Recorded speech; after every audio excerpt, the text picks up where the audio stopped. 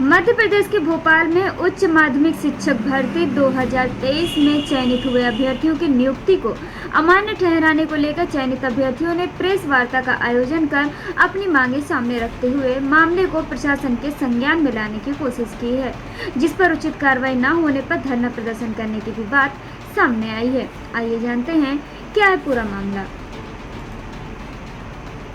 आपका किस चीज़ को लेकर प्रदर्शन कर रहे हैं आप? सर, मेरा नाम लक्ष्मण सिंह है, मैं देवास से हूँ और हम सभी उच्च माध्यमिक शिक्षक भर्ती 2023 के चयनित अभ्यर्थी हैं और मेरिट में हैं। सर, विषय ये है कि विभाग हमको अपात्र मान रहा है और माननीय सुप्रीम कोर्ट के निर्णय 16/7/2019 के अनुसार और एनसीडी की गाइडलाइन राष्ट्रीय अध्यापक शिक्षा परिषद जो भारत सरकार का एक विधिक संस्थान है, उन्होंने एक गाइडलाइन निकाली थी कि 4/8/2022 को कि बीएड में प्रथम वर्ष में अध्ययनरत अभ्यर्थी भी परीक्षा में भाग लेने हेतु पात्र है और उसी के अनुसार हम लोग पात्र भी हैं, लेकिन विभाग इस नियम को ना मानते हुए, इन नियमों का पालन ना करते हुए हम लोगों को नियुक्ति से वंचित कर रहा है।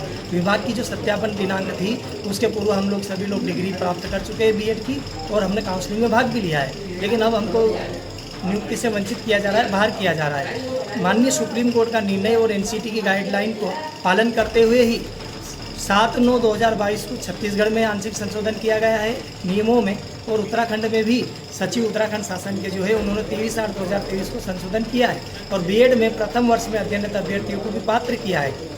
तो हमारी यही मांग है सर कि माननीय सुप्रीम कोर्ट का निर्णय और एनसीटी की गाइडलाइन को मध्य प्रदेश में भी लागू किया जाए, क्योंकि राष्ट्रीय अध्यापक शिक्षा परिषद की जो गाइडलाइन है वो सभी राज्यों पर समान स्वतः रूप से लागू होती है।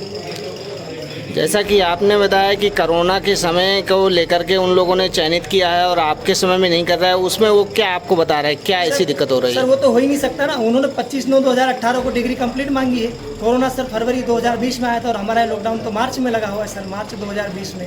भर्ती पहले, विज्ञापन पहले, 2022 तक छूट कैसे दे दी गई?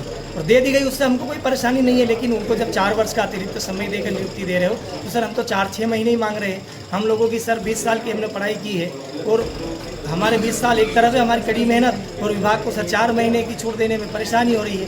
सर, हम तो सत्यापन दिनांक के पहले ही हमारे दस्तावेज कंप्लीट कर चुके हैं और हमने काउंसलिंग में भाग भी लिया है और अब हमको सर नियमों का हवाला देकर बाहर किया जा रहा है नियुक्ति से और अधिकारी अपनी तानाशाही चला रहे हैं। सर, सुनने को तैयार ही नहीं है, हम लोगों को बिल्कुल सुनने को तैयार नहीं, नियमों को मान ही नहीं रहे। जब माननीय सुप्रीम कोर्ट का निर्णय ही लागू नहीं होगा सर, तो फिर किसका नियम मानेंगे?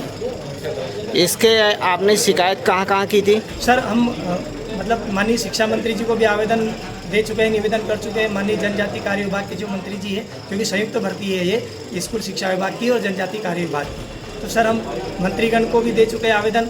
माननीय मुख्यमंत्री जी को भी हमने आवेदन दिया था, तो उन तक भी हमारी बात पहुंचाई है। इसके बाद में जनजाति कार्य विभाग, स्कूल शिक्षा विभाग और लोक शिक्षण संचालनालय के जो भी अधिकारी हैं, अपर संचालक, उसके बाद में आयुक्त महोदय, सचिव महोदय, सभी को हमने सर ज्ञापन दिया है। मतलब निम्न स्तर के अधिकारी से लेकर उच्च स्तर पर बैठे अधिकारी तक हम हमारा ज्ञापन दे चुके हैं। तो उनका फॉलोअप क्या आया उस पर?